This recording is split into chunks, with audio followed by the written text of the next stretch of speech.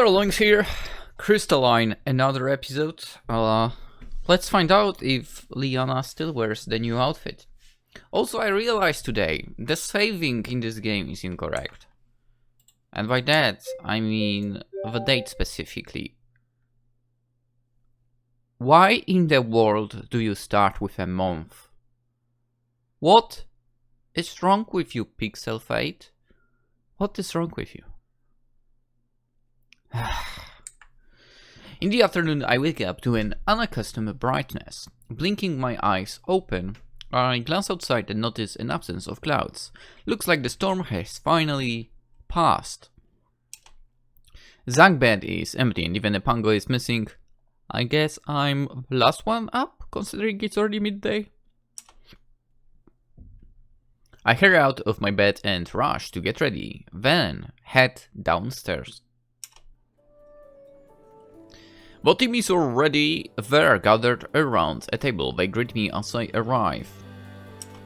It looks like the storm has passed. Correct, which means we are able to resume our journey to Allendale. Yeah! Not exactly. Oh. We've still got some unfinished business. We have to meet up with those men to learn the secret to Oh yeah, that's true. Power. I forgot about that. Alright, those two men from yesterday. Zag gets to his feet. Ready to go? I suppose so. Let's go kick some ass. Leanna stands as well, but Kara and Tammy stay put. Are you coming? The invitations were not extended to us. Yeah, plus I think it's a mage or crystal specific thing, so that leaves me out.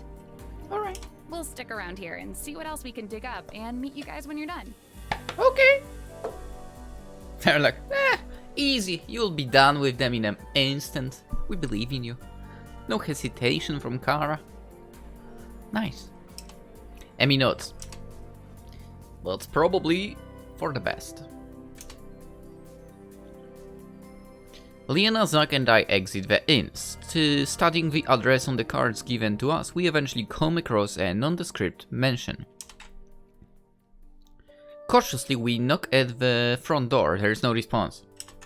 Since they were looking for mages only, Leanna does a radial scan. From the blank door, a hidden message appears. It indicates to go around to the back entrance, but only when the sun has fully set. We decide to spend our time scouting out the location for all the different exits and get as much of the floor plan as we can figured out, just in case. By the time we are done our extensive mapping, it is evening.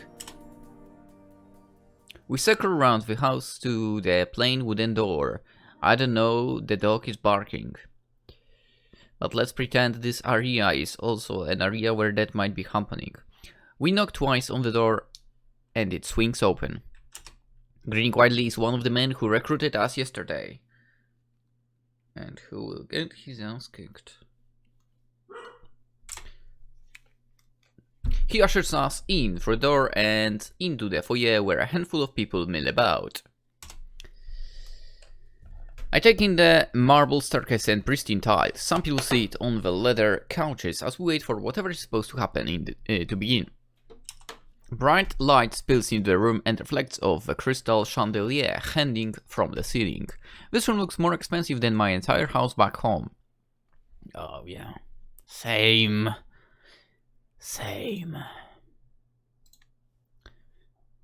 I'd never have guessed it from the plain exterior of the house. I mean, to be fair, there are like areas where it is a thing over here, to be fair. Like, I guess you could purchase an apartment in like super old building and the insides look good, but the outside, ugh. It's really not good. And it's technically not, it's not essentially really yours as well, so that's the problem. Because it's a building belonging to a private person, so that kind of sucks. Anyway, after a few more minutes, a man with slick black hair approaches with open arms and a shining grin. Welcome. Golf. The room quiets down into silence as he greets us, aside from the fact that we can still possibly hear the barking of a dog in the distance! I'm sure you're all wondering why you've been invited here today. It's because our expert talent scouts spotted a commonality within all of you, an unmistakable ability, a mastery of the elements. Yeah, right. Okay, give me a second. I need to walk to that dog because he's barking for no freaking reason again. I don't know what's going on with him. Like, it's annoying as well. The one who was barking is right now with me as well. So it's actually doable on a chair that I changed into. Have I read this? I'm not sure. A few people sneak glance around the room. I look at Leanna, who is watching the speaker intently. Zack crosses his arms, his expression unreadable. We too share this gift, and we too hungered for power. We spent hours upon hours honing our craft, showing painstakingly slow progress before we were introduced to the secret techniques we hope to share with you today. Right. My friends, if you wish to become the most powerful casters in this area, then you have come to the right place. Right, of course. But as they say, with great power comes great responsibility. These Low tier techniques quote. are dangerous and are not for the faint of heart.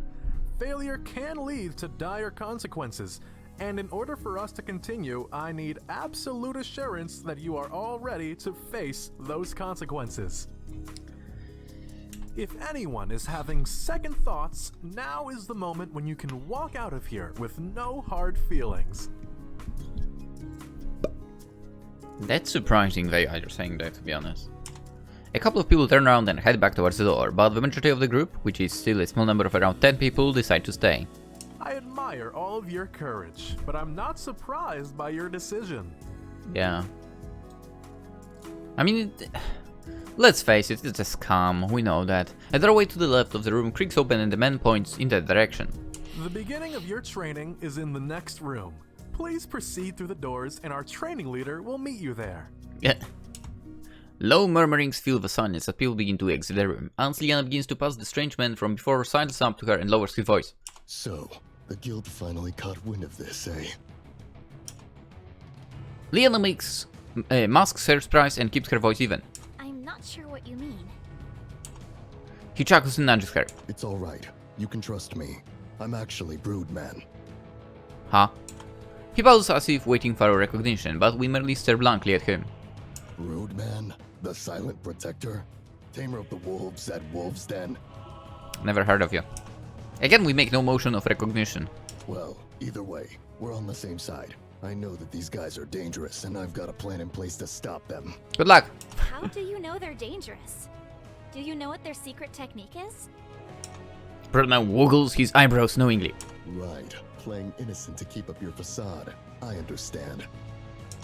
He winks. Look, I was planning on taking these guys down alone, but having a member of the Mage Guild as backup would ensure the downfall of these guys. What do you say? Are you in?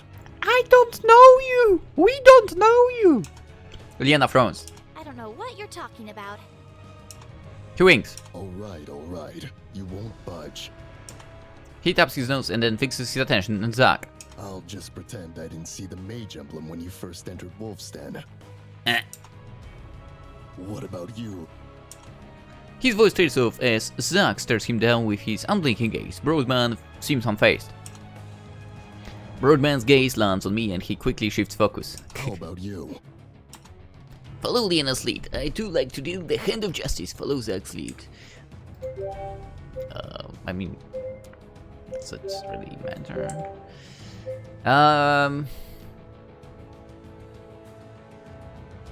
I mean,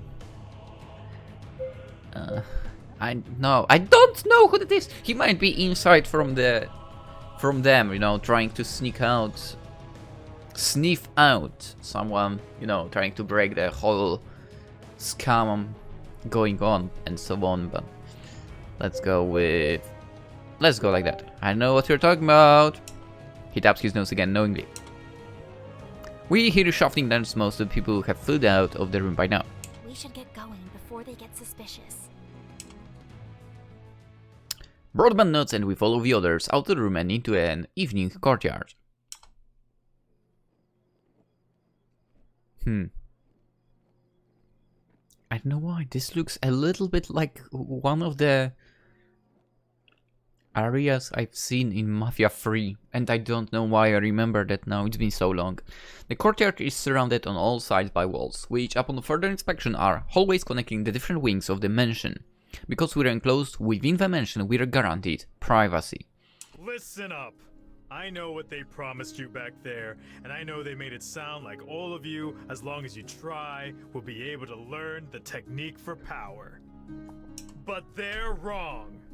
Only those of you strong enough to handle that amount of magic will be successful, and that's where I come in. I'm here to test your proficiency with magic, and if this technique is something you can even handle. A few staff members who were standing on the sidelines come over and begin passing out manipulators. When they reach Zach, the staff member notices his lack of manipulator and looks at him in confusion. Zach doesn't react or bother to take the manipulator from his hands either. He passes. The training leader walks by, and as his gaze falls on Zach's discharges, his expression changes. He turns to the staff with the manipulator and urges him to move on. The staff member begins to protest, but the training leader stops him. He passes. I know you all have your own manipulators, but I don't care. Use ours anyway. The goal of this isn't to show off who has the fanciest gadgets. It's to eliminate any variables so we can get a more accurate read on your abilities. Sounds shady. Now who wants to go first? One person steps up and attempts to cast a gale, but his nurse makes his arm unsteady and he keeps losing focus. Enough. The training leader shakes his head and the man hangs his head. The staff members lead the men out of the courtyard as the next person steps up. One by one they go until it's my turn. My blood runs cold as clammy sweat covers my body. Why? Let's go. We haven't got all day.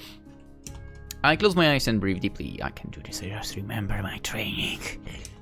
Once my hand's steady, I raise my arm and channel a gust of wind as I've done so many times before. I picture Leanna watching and encouraging me, and sure enough, a gust of wind flows through my fingers. The training leader frowns, unimpressed, but the staff member who took my energy reading races over to his side. I'm pretty sure I can guess what's going on. They took a scan that said my energy levels are off the charts, and yet somehow my casting skill does not equal the energy I possess. Pass. For now. I nod. The training leader calls Leanna forward and they take this time to switch out my manipulator back to my own. She takes a deep breath, gathers energy and raises her arm. Her blue eyes almost turn steel grey as the gaze whips the trees in the courtyard. Leanna's hair flies around her, but she stands steady in the tempest, her gaze challenging the training leader. He raises his hand and, as instantly as she summoned it, Leanna kisses the storm. Pass. As if people pick themselves off the ground or dust themselves off, Leanna returns to the group. That was incredible! You blew me away! Keep it cool. I mean, you've seen her cast, so... Let's go first one, why not? That was absolutely amazing. Leanna blushes! It's been a while since I had to cast something like that. What? I would have known you were a natural. Thanks! You did well too. Thanks. They continue to move through the tests. Zach silently slinks over and joins us as Leanna surreptitiously switches back to her manipulator and does a scan of her own. She frowns at the results and lowers her voice so I can barely hear her. I'm getting the same strange absence of energy reading that we got back at Stonecrest. Do you think this is something to do with the void? I mean, I kind of suspected from the repeating, but you know. She nods, her expression grave. A guard approaches Leanna and she quickly puts on a smile. Ma'am, I have a message from the site commander. He wishes to meet you. Oh? In his private quarters. Oh, no, he doesn't! Oh. I'm gonna kill him. For once, she can't hide her surprise. The guard leaves momentarily as he goes to speak with the training leader. Leanna turns to us. We need to figure a way out of this. There's no way I'm going into the commander's private quarters. There's no way I'm letting you go there as well. You have to. No! What? Quiet. Leanna lowers her voice, but her tone is just as stern. Do you have any idea what an invitation to his private quarters means? Then I'm gonna slaughter him. Of course I do. And that's why you need to go. This is your chance to get inside and find out if this is a part of Void's operation like you suspect. She frowns. There must be another way. Yeah, I agree. Probably. But not on such short notice without an all-access pass to the most secure place in the entire mansion. Leanna remains quiet as Zach's words sink in. Then she groans. You're right. This is the perfect opportunity. What about us? We'll find a way inside and catch up with Leanna. When you get to his quarters, make sure you leave the door unlocked so we can get in. I'm gonna slaughter that guy. I will. But you two better hurry up. I do not want to be alone with him longer than I need to. The training leader looks annoyed and waves the guard away. We fall silent as he returns to collect Leanna. She throws us one last warning look before leaving. So how are we going to sneak in? We need a distraction. As Zack and I scout our surroundings, a hand falls on my shoulder. Don't worry, I've got this. Got what? He just winks at us as he enters the center of the courtyard. The training leader looks amused as Broadman enters the testing space unprompted but doesn't stop him. Broadman stands perfectly still and takes an exaggerated breath, then slowly breathes it out. He reaches his arm and in front of him and summons a glowing fireball in his hand! As he aims it straight in front of him, it was only then I noticed he surgically placed himself so he was facing a large tree. That's smart. He will ignite the tree accidentally as part of his proficiency testing. Broadman takes another deep breath and just as he's about to let the fireball fly, he sneezes hard. The fireball misdirects and catches on his clothes. He leaps as the flames lap at his clothes and drops to the ground and rolls, but instead of extinguishing the flames, the grass ignites where he rolls. Soon the courtyard is amok with shrieking voices and running bodies. What am I even witnessing? Zack pulls me aside. Now's our chance. I nod, and the two of us slip through the same door we saw Leanna go through. We enter a brightly lit corridor and try our best to blend in and stick to the few shadows in the room. We manage to escape the corridor without incident and reach another open hallway. A guard stands in the center of the room, making his rounds. Zack signals for me to stay back as he sneaks up on the ground, on the guard. Stay back, sneak with Zack.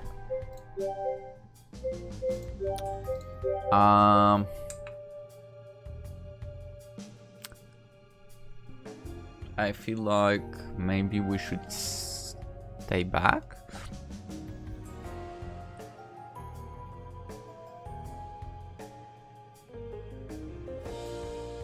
I mean, he said, yeah.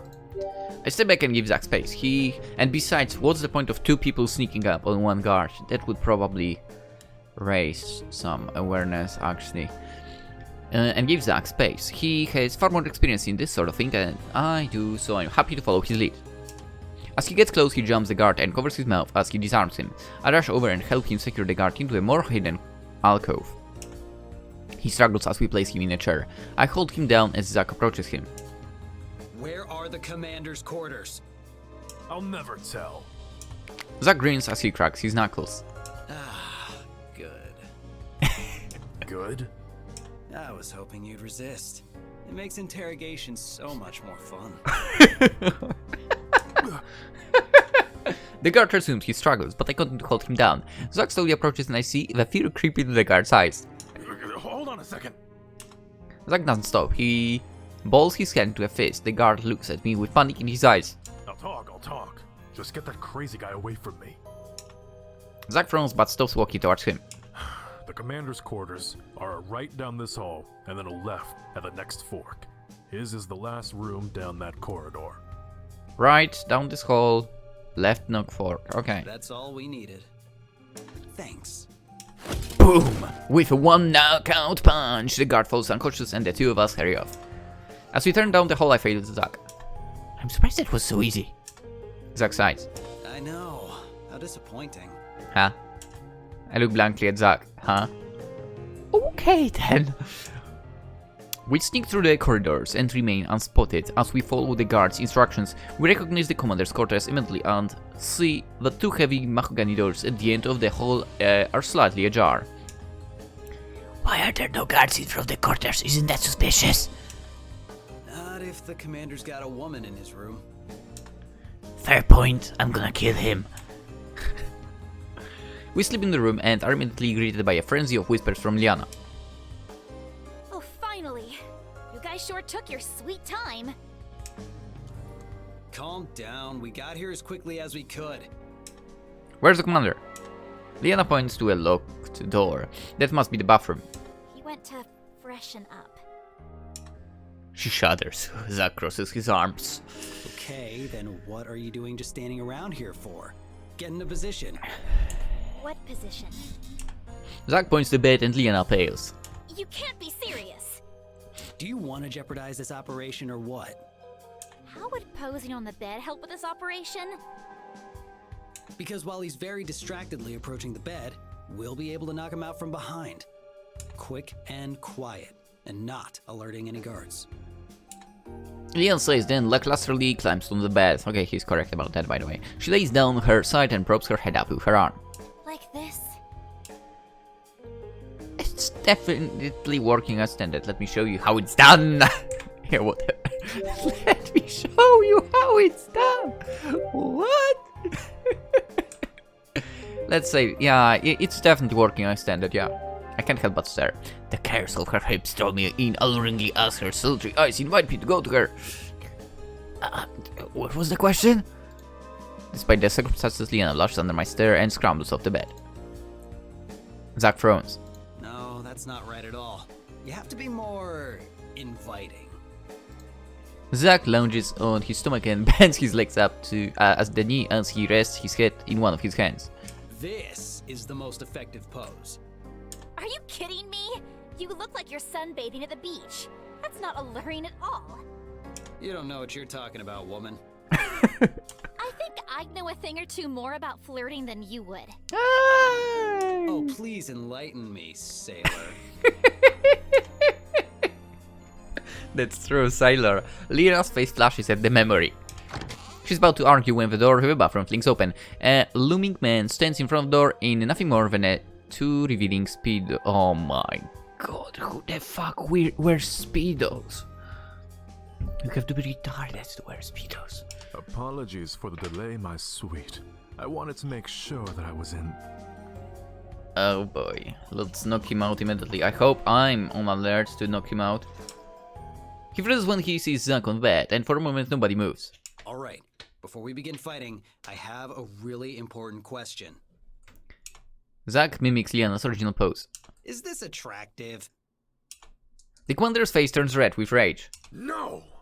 Thank you, that's exactly what I said. Well, it would have been attractive if I were doing it. I'd agree to that, if anyone cares about my opinion. The commander roars out in anger. Zack rolls off the bed and withdraws his charges in one smooth motion as Leanna's manipulators go. I pull up my sword and ready fighting stance. The commander glares at us. Do you really think that a bunch of amateurs can take out someone as powerful as I? You fools will regret ever crossing paths with a Shadow General. To answer your question, yes. He raises his arms and readies his stance, then his face falls as he realizes he's naked. Oh, shit. Zack shoots a blast, which knocks the commander down. I told you, the answer is yes. He smashes his head against the dresser and falls to the ground with a heavy thud. Leanna rushes to check him, her sword at the ready, but he's knocked out cold. I sheath my blade. That was easy. They aren't so tough without their magic. Leanna has her manipulator out and performs a scan. He said he was a Shadow General. That just confirms that this has something to do with Void. She suddenly focuses on an area in the floor. Prying up the floorboard, we find a large bag filled with dark spheres. Tainted spheres. Definitely Void. We can't leave the spheres here. We have to take them. We'll be too conspicuous lugging this bag around. But it would be even more dangerous to leave them here for them to use. Also, what should we do with the Shadow General? Just leave him here like that? Zack shrugs. Suddenly the window crashes open. We ready ourselves for another battle, but we recognize the figure as Broadman. He dusts himself off and heads straight for the commander. Finally, we meet again. Broadman doesn't seem to notice we're there as he continues addressing the commander. For all these years, I have slowly unraveled everything you've worked so hard to build. I have been that splinter that you just can't pull out. And now I am here to finish what I have started. We already knocked him out. For I am Broodman. You killed my brother. Prepare to die. He's unconscious. He frowns as the commander doesn't react. And even now, you won't give me the decency of even acknowledging my presence. Like you aren't the one to talk. He moves in to kick the commander when we stop him. Hey, wait! He's unconscious! Rodman pauses. Ah, yes, of course. He was so intimidated by my speech that he passed out in fear. Yare, yare. That's not what... Rodman strides to the commander and seemingly without effort holds him over his shoulder. Don't worry, I'll take it from here. Are you? He launches the commander out of the newly opened window. What the hell? We're on the second floor! Oh. We rush to the window. A fall from the second level may not be fatal, but still could break a few bones. I mean, not much of a loss. Luckily, the commander landed on a bush and looks unscathed. Broadman crosses his arms triumphantly. All according to plan, my friends. Of course, of course. Lighting yourself on fire was also according to plan. He climbs back through the window and lands on his feet beside the commander, then takes him away into the night. We pause as we let all of that sink in. We should get out of here before we attract too much attention. I agree. I agree. Leanna nods. She carries the bag of tainted spheres as naturally as she can and pushes open the doors. There are two guards now stationed in front of our commander's quarters, and they give us questioning looks as the three of us slip out, careful to close the door behind us. Where is the commander? He decided to jump out of the window.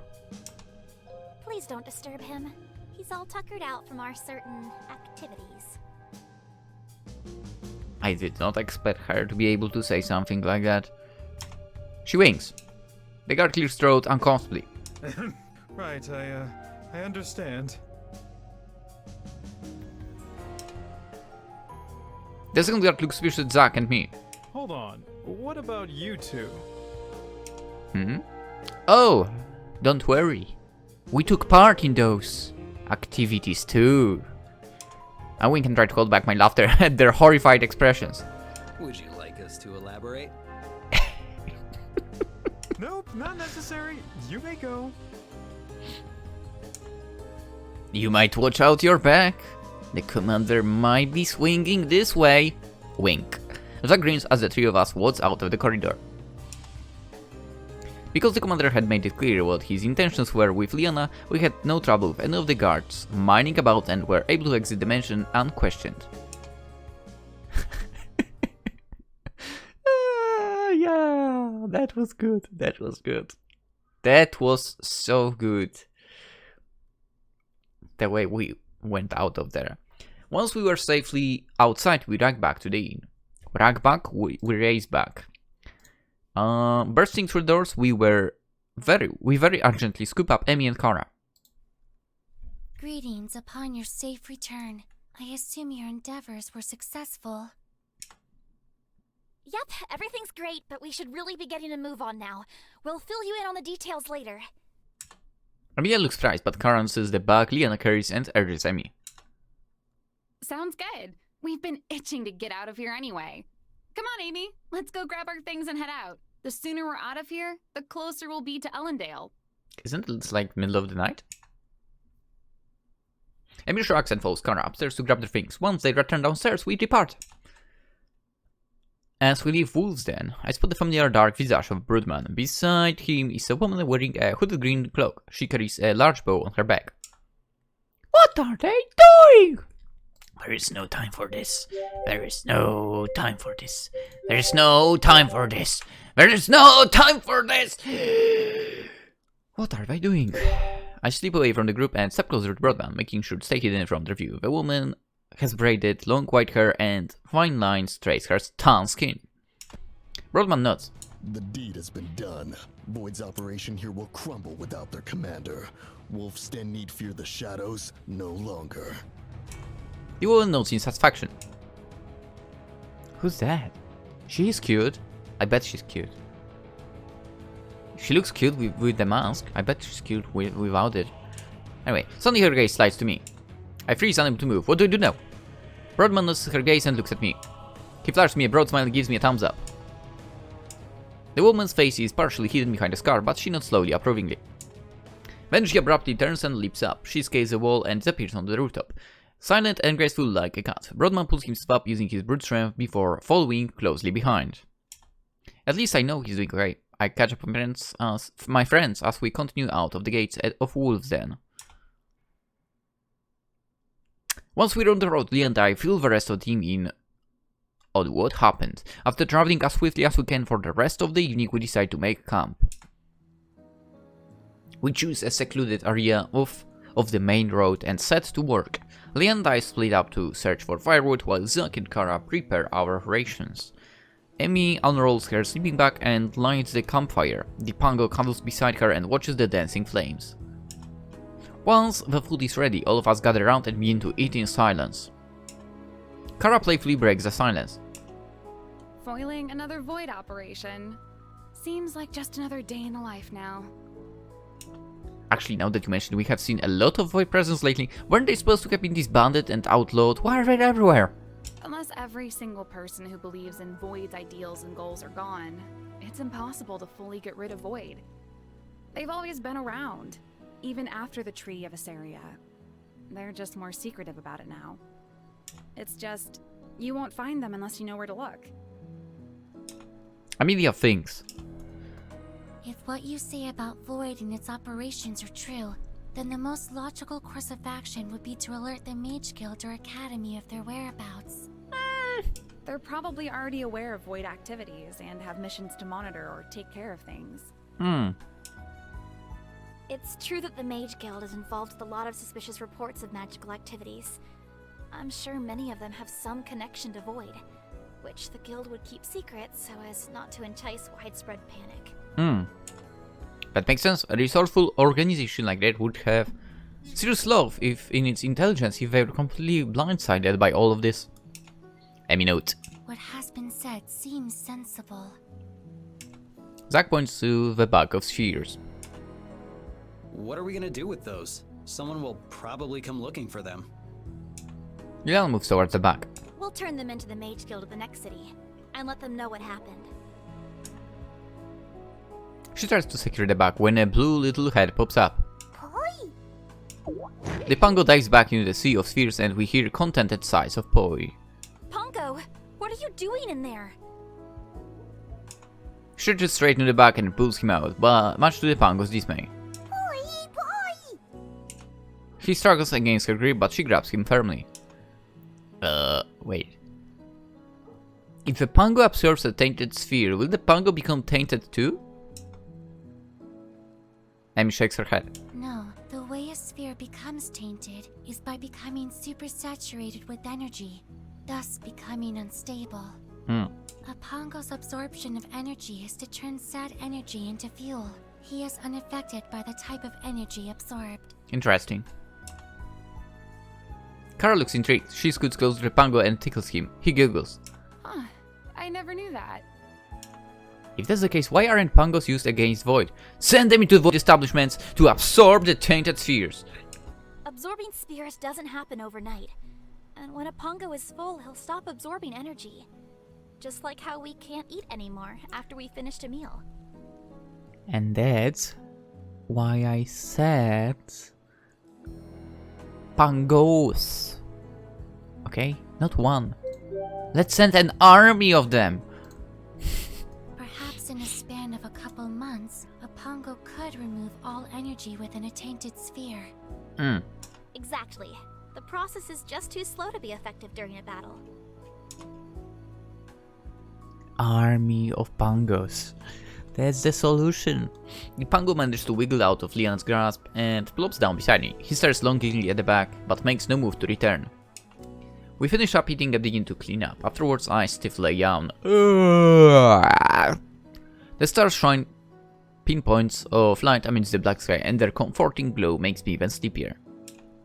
We've had a long day. As the rest of the group also gets ready for bed, I crawl into my bedroll and close my eyes. The night is still, and gradually I can hear the soft breathing of my friends as they each drift to sleep. A gentle shuffling noise has me blink open my eyes. Ding! I see Pango slip out of Leanna's bedroll and tiptoe on over towards the back of Spheres, glancing back every so often at her sleeping form to make sure she doesn't hear. When he gets close, he shuffles the last few inches to the back and scrambles inside. The last thing I hear is a purring of poise as I drift to sleep. That sneaky little devil! He's clever! That Pango of ours! Anywho, it's a bit shorter, but let's end the episode.